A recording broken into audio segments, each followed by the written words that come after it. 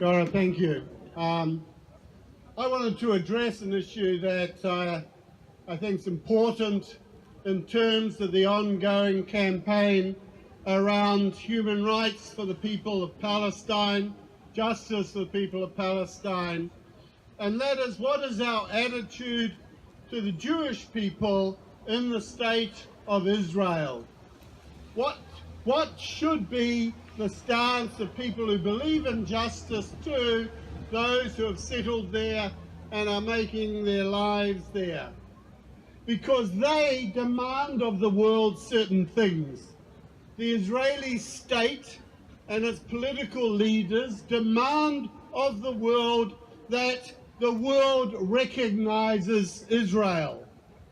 Not only that, they've actually escalated that a little bit, you see, because there was a little bit of a problem, and I want to take a little bit of time, and I'm sorry about that, but they have escalated that demand from not just recognizing the state of Israel, but recognizing the state of Israel as a Jewish state, the state of Israel as an exclusive state, the state of Israel effectively as a racist and apartheid state, because that is what they are asking the world when they ask the world to recognize that state as a Jewish state. But because even on their own citizenship numbers, 1/4 of the people who live in that state, at least the internationally recognized borders that were established in 1948, that the people who live in that state,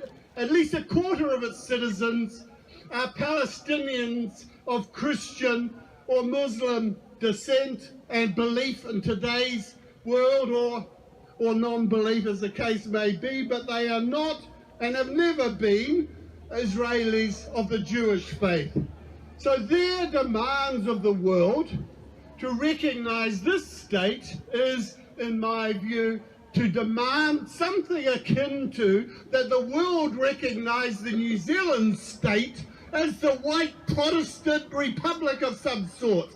Anyone who proposed such a demand that the world should recognize the New Zealand state as a white Protestant or Anglican or Catholic or Christian, some sort of republic, because that is the beliefs of the majority of people who live here, would be considered raving mad, a raving racist, a raving lunatic, to want to exclude the indigenous people of the land in which they are living as partners to be equals in a society. The problem the world has, they demand we recognize them.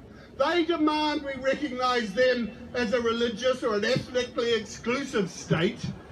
But there's a problem with it. They will not and have never defined the borders of that state. There is no Israeli document that has the borders defined for the state of Israel. Not one. Not one. Never has been. Never has been. Not the 48 border, not the 1967 border. In fact, every publication that's put out in Israel has areas. And the areas include the biblical names. Judea and Samaria for the area that's the West Bank, that we commonly know as the West Bank, is simply Judea and Samaria in the Israeli definition. They do not define their own borders.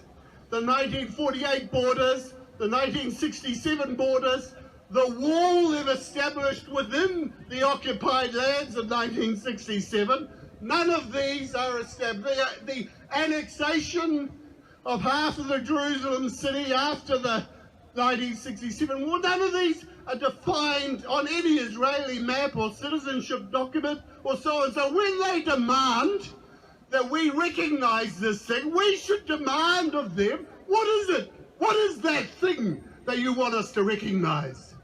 There is, because they will not and never have defined that thing. They have made demands on the world that are intolerable. They have made demands on the world that have allowed them to establish their state as an apartheid state. Yes, they recognize the 1/4 of the population that lives within the land they conquered in 1948. And there's a thing about that, you see. Even the 1948 borders were a product of conquest. The land was divided by the United Nations into Palestinian and Jewish lands. And the people who established the Jewish state conquered a significantly more part of the territory in 48. So Israel, the 1948 Israel, which was recognized by the United Nations, was a land already of conquest and expulsion, but that state is the only state in the United Nations that had a condition put on its recognition. That condition was that those people who had fled as refugees in 1948 would be allowed to return.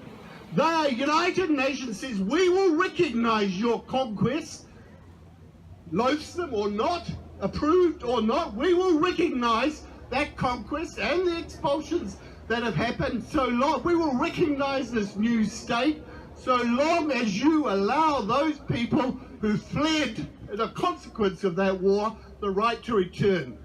And they have never allowed those people the right to return. They lost the right to have the recognition of their state, their 1948 state. They lost the right to have that state recognized by refusing to meet a condition the United Nations established for that recognition.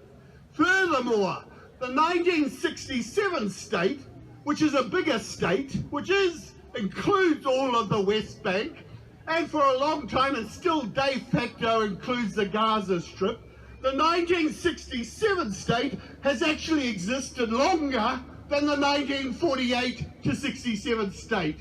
This state, the post-1967 state, has existed for half a century.